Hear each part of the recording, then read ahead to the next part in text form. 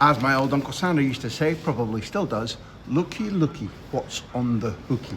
Spectacular. And it was. Back to that in a minute. Laminazo. Oviedo were lamined. And finally, sigue el pulso. It's still tight at the top. It's been a bit tight getting here today for quite sad reasons. Back to that in a minute. But thank you to producer Jack for bearing with me. And thank you to all of you for being there in the first place. And I say greetings, sports fans. We have 32 goals in 9 La Liga matches for you. A couple of the best anywhere in Europe this season to add to that list, or in that list. A tussle at the top, a muscle tussle towards the bottom of La Liga. Penalty chat galore. A couple of stalwarts who are more warts than stalls at the moment. And a 6-hour journey for your host from Madrid to Barcelona today, hence the late arrival of your Revista de la Liga letter from Almeria, begging the pardon, of course, of Alistair Cook and the original letter from American producers. On with the show. Barça 3, Oviedo 0 at Camp Nou. Nowhere to start but Lamine Yamal. You already knew he was a genius because at very least I've been warbling on about him for a couple of years now. But this was special. Barcelona under pressure, setting the scene because Madrid had won and leapfrogged them in the table.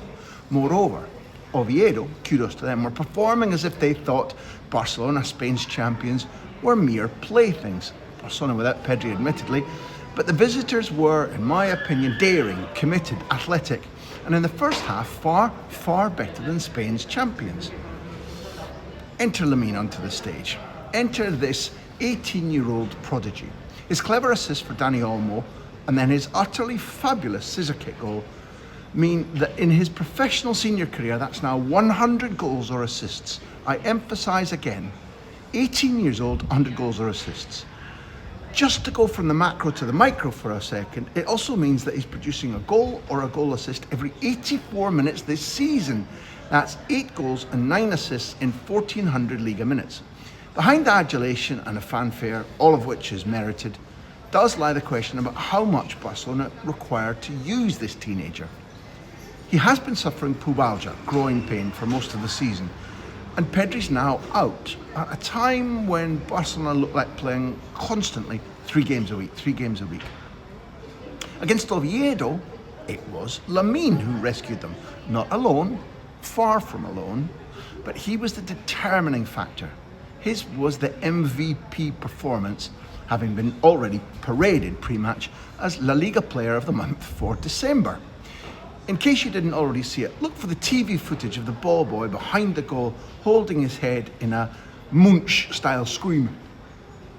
Macaulay Culkin, if you want, of astonishment at Lamine's fabulous goal, which made it 3-0 and finally took the match out of Oviedo's reach. It was Olmo who gave him the pass, just as it had been Lamine who gave Olmo the assist for his match-opening goal.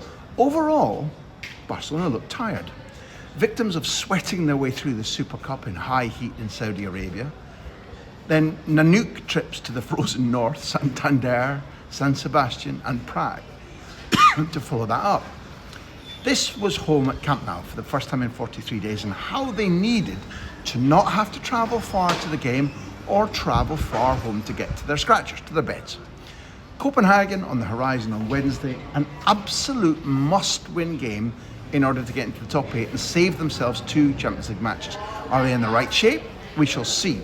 Now, quickly, back to Lamine. We're privileged to live in times when another genuine phenomenon is emerging from this club's prodigious academy. His wide-playing opponents, Ilias and Hassan, were both excellent. And if Oviedo had a genuine cutting edge up front, this could really have been a shock for La Liga leaders. But it wasn't. And afterwards, the Uruguayan coach Almada said, Lamine is from a different galaxy. Amen to that. Amen to Lamine. But are Barcelona due to give him a rest anytime soon? Can they afford to? Look, cutting to the business side, this is free content for all of you, but I'll be at Camp Nou on Wednesday, reporting on Barca hosting Copenhagen in that match. They have to win and hope other results go their way in order to qualify for the top 8 and avoid 2 more qualifying matches before the round of 16. Drama guaranteed. Join us, make yourself a socio. It's just under £4 a month, or £30 to cover the rest of the season until July, after the World Cup final. Every competition that Spanish clubs are involved in, plus you've got a tailor-made report direct from the Camp Nou post-match on Wednesday. Villarreal 0, Real Madrid 2. The expression used to be, another day, another dollar. That presumably needs to change now, see you later, to another game, another Kylian Mbappe penalty, or something like that. 2 goals for Real Madrid's metronome scorer, and the first one needs praise for the Cobra-like speed of reaction via which he tucked it away. Well done, Kylian. But on to the subject of the day now. That's 2 penos in 2 games from Mbappe, won and converted, who's played 87 times for Madrid, and in that period, he's taken 22 spot kicks. Now that's a pretty arresting stat in the first place. Kudos to him for having scored 18 and only missed 4 of them. But it's now the second time in those 2 La Liga matches, Levante and Villarreal, where the Frenchman has been extremely clever in how he wins a foul in the penalty area. In last week's victory, I must say, I thought that on replay, it was pretty clear that Mbappe was already going down before there was any type of contact at all. However, I really want to make it clear that this is neither a rant at the Frenchman nor at Spain's referees. I think Villarreal's Pedraza, the victim in the latest penalty heist, got it right when he said, post-match, maybe I gave him the slightest touch, but he goes down so cleverly. Good adverb. There was an air of anatono, confusion, sadness and resignation from the defender, who will be such a loss if he uses his freedom of contract status to go and play in Italian football at the end of the season, which I think he will. The fact is, I reckon, that Mbappe has got this down to a fine art. He very rarely looks like he's diving. I think he probably doesn't even think he's diving, but he's often on his way down a split second before the defender gets near enough to touch or not touch. Little wonder referees, many of whom live in fear of repercussions in the media if they award anything against Real Madrid, are tempted to say, that's good enough for me, instead of saying that is or that isn't a penalty. Sympathy from Bumper? Well, Mbappe exists in a little bubble, a personal grey area, where only the bravest referee is going to say, I see you, I know what you did there, or even, I know what you're doing every week. Hey ho, let's be clear too, let's be honest. If other teams, if other players could get away with this, you bet your bottom dollar that they would. So would you? So would I. Finally on Mbappe and penalties, I'm the last one to criticise footballers for attempting a Panenka spot kick. I love them. I remember watching the original live on TV. They are the epitome of skill and daring and chutzpah. But I thought this one, via which he made it 2-0 against Villarreal, scored it quite beautifully, Mbappe, I thought this one was bad manners. Not towards the goalkeeper, not towards sportsmanship, not towards Villarreal, but towards his teammate, Brahim. The Moroccan international was infamously the villain of the piece in what is now the most famous failed Panenka of all time, in last week's AFCON final. Mbappe was reported in the papers this morning to have indicated that the goal was for Brahim. Bollocks it was. In fact, it was nothing more than showboating, a humiliation. Look what I can do compared to what you couldn't do. Arbeloa, the coach, won't be all that pleased because it was unnecessary, it was grubby, it was salt in a teammate's already gaping wounds. But a goal and another to his gargantuan tally this season, 34 for Kylian. All in all, another win for Arbeloa, and I re-refer you to my excellent ESPN column about better a lucky general than a good general. For Arbeloa, the war is just beginning. It will continue against Mourinho in Lisbon this week, but the battles are falling his way, consistently so, and his players are enjoying themselves again. Big, by the way, big performances from Bellingham and Mastrantuono. Okay, that's enough of life at the top. How are things down the bottom? As the doctor said to the bishop. Valencia 3, Espanyol 2. Wait, we already have a challenger. We have a contender to another day, another dollar, and another match, another Kylian Mbappe penalty. And this one is a little bit sadder. Another weekend and yet another ludicrous penalty decision against poor old Espanyol. This time for the winner at Mestalla in a 5-goal thriller. A belter of a match, unless you were Espanyol. It would be lovely to praise the second consecutive second half of the season Carlos Corberán revival show. Instead, over directly, here we have him live, to the understandably bitter Espanyol manager Manolo Jimenez. He said, if we analyse the last 4 matches, Espanyol deserve more. I honestly think that we were better than Valencia here, but oh well, that's it. We have to keep going. What can I say? You know what happens? If you talk after losing, then of course you get people saying, well, this guy's only saying these things because he's losing. As far as the penalty is concerned, I don't know if they went to VAR about awarding it. Maybe they went to the fans in Valencia's north goal or the fans in Valencia's south goal for a VAR decision. All of this is beyond me. I don't even know what VAR is for anymore, or how it works, or many things I don't understand. Like I said, I don't get it. I could talk here for a long time, but you know what? Even though this could happen to Valencia next week, it's going to happen to us again. It doesn't matter. It's not a big deal. Really not a big deal.